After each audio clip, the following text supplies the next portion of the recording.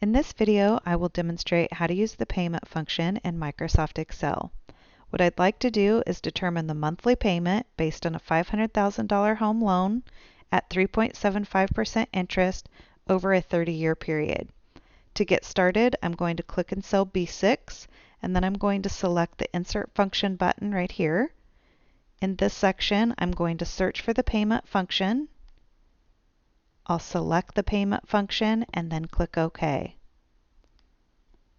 In this location, I need to enter the interest rate, so I'm going to click on cell B4, which lists the interest rate. But notice that my interest rate is annual, and I'm going to be making monthly payments, so this must be converted to monthly.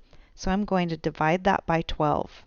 For the number of payments, you can see that listed in my spreadsheet right here in cell B5.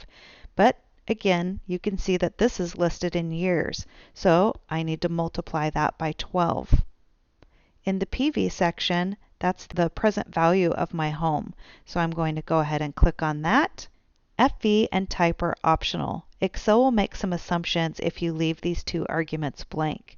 For example, FV would be used if you have a balloon payment at the end of your loan. If you leave this blank, Excel is going to assume that at the end of your last payment, you'll have a zero balance. For the type section, if you leave this one blank, Excel is going to assume that your payment would be at the end of a period instead of at the beginning of the period. You'd put a number 1 in there if you wanted the payment to be at the beginning of the period. As you can see, Excel calculated my monthly payment, and it is showing as a debt in red. If for some reason you needed this to be a positive number, you can come right up here to the formula bar and you could put a negation right after the equal sign and then press enter. I'm going to go ahead and undo that for a second, and I'm going to show you another technique. You can select B6, you can go up into your Insert Function button, and in this area, right in front of the PV amount, you can put a negation indicating this is a negative, which would then make this a positive.